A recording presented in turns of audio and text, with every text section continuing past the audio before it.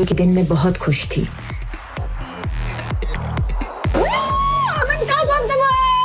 तो एक सेलिब्रेशन तो बनता है बेटा। पर शादी के एक दिन पहले मेरे साथ ऐसा घिनौना हादसा हुआ जिसे बताने में भी मुझे शर्म आती है।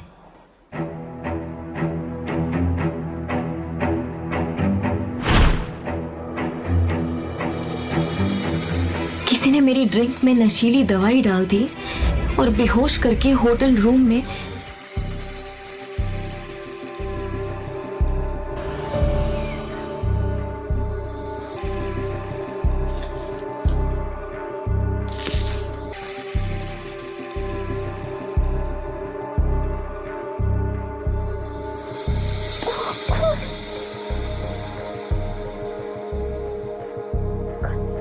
मैं ऋषि के साथ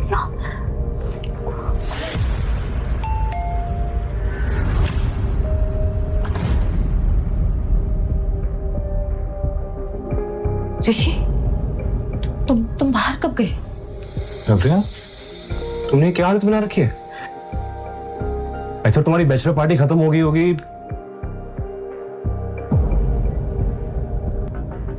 ऋषि, डोंट यू डेयर, अपनी जुबान से मेरा नाम भी मत लेना। ये बिस्तर, ये कपड़े, ये टाई और दारू के नशे में तुम्हारी सारी असलियत सामने आ गई। 2 दिन में हमारी शादी है और तुम कल रात को किसी और के साथ। नहीं, अब तुम्हारे साथ शादी करने का कोई मतलब नहीं।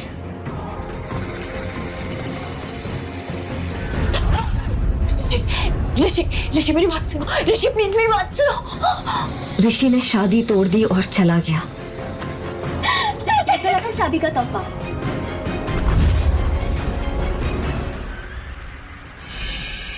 तो हो गई, पर दूल्हा बदल गया। जो ड्रिंक मैंने कल रात पी थी उसमें नशीली दवाई उसी ने मिलाई थी। इतना बड़ा धोखा किया मेरे साथ कनिका। क्यों? क्योंकि मुझे ऋषि की साली नहीं, घर वाली बनना है। और बात रही तुम्हारी, तो तुम्हें तो मैं कभी खुश नहीं रहने दूंगी।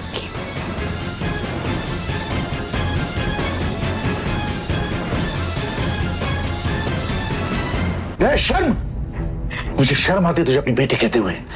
पापा, ये सब कुछ कनिका ने किया है। कनिका ने मुझे फंसाया, मैंने कुछ। अभी के अभी निकल जाओ इस घर से। सेना परिवार से तुम्हारा अब कोई रिश्ता नहीं। कनिका ने अपना काम कर दिया था और पापा ने मेरी एक नहीं सुनी। पर मेरी सौतेली माँ ने मार मार कर मुझे घर से निकाल दिया। इस शहर में मेरे लिए कुछ नहीं बचा था और मैं अपनी मौसी के घर बैंगलोर चली गई। 9 महीने बाद मैंने एक बेटे को जन्म दिया। पर मेरी मुश्किलें यहाँ खत्म नहीं होने वाली थी। मेरे बेटे के पैदा होते ही उस पे हमला हुआ।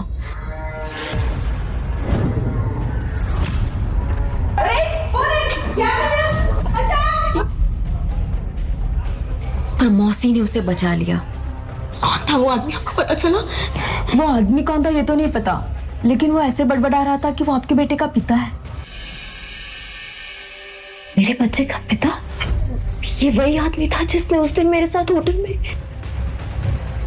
लेकिन कौन है वो?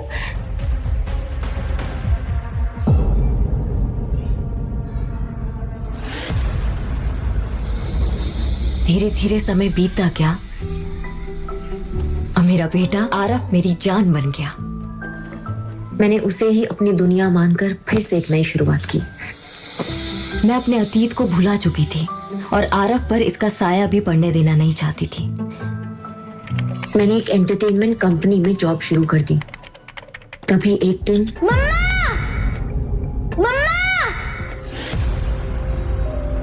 जल्दी आओ। आरफ, आरफ, पापा मिल गए। देखो हम दोनों के हाथों में सेम ही निशान है। आरफ तुम। मैंने उस आदमी का चेहरा देखा और मैं जैसे खोई गई। उसकी आंखों को देखकर ऐसा लग रहा था कि जैसे उसका और मेरा कोई पुराना रिश्ता था। मम्मा यही मेरे पापा है ना? पापा को घर लेके जा रहे हैं। आरफ, ये क्या बोल रहे हो तुम? तुम्हारे पापा नहीं है क्या? हमारे मैनेजर वहां आए और डांटते हुए बोले, आरफ को बाहर लेके जाओ, हमारी कंपनी की सीईओ अविनाश आहूजा।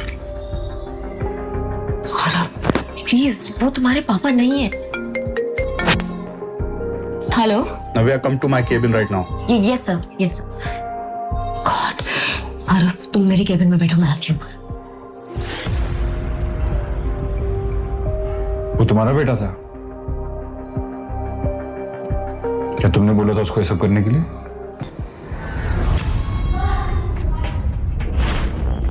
देखो, मैं आरव को नाराज नहीं करना चाहता। क्या हम परसों डिनर पर चल सकते हैं?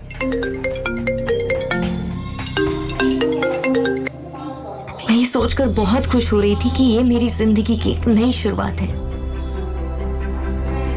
कि तभी मेरा फोन बजा और ऊपर पापा का नाम देखकर मेरे होश उड़ गए। 6 साल बाद पापा ने मुझे फोन किया था। पापा वो बहुत बीमार थे और बस आखिरी बार मुझे देखना चाहते थे। उसने अपने ऑफिस से छुट्टी ली और तुरंत वहां से निकल गई।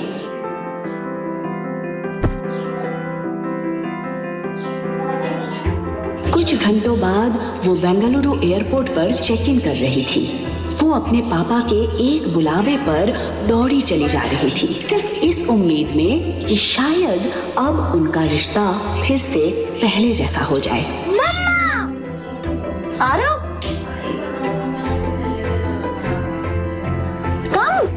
ये आवाज किसी और की नहीं बल्कि आरव की थी। आरव नव्या का बेटा था। उसके साथ अतीत में जो हुआ उसके बाद उसने अपना शहर तो छोड़ दिया था, लेकिन उस रात की याद उसकी जिंदगी से कभी दूर नहीं हुई थी। बेंगलुरु शिफ्ट होने के कुछ ही दिन बाद उसे पता चला कि वो प्रेग्नेंट है। मम्मा देखो, हमारा फ्लाइट मिस हो गया। आरव वो हमारी फ्लाइट नहीं है, हमारी फ्लाइट 1 घंटे बाद है। और अगर मिस हो गया तो? और अगर मिस हो गया तो हम पैदल पैदल जाएंगे, ठीक है? बहुत ही प्यारा बच्चा है आपका। बहुत नॉटी भी। Thank you. आज उन्हें किस्मत ने फिर से सामने लाकर खड़ा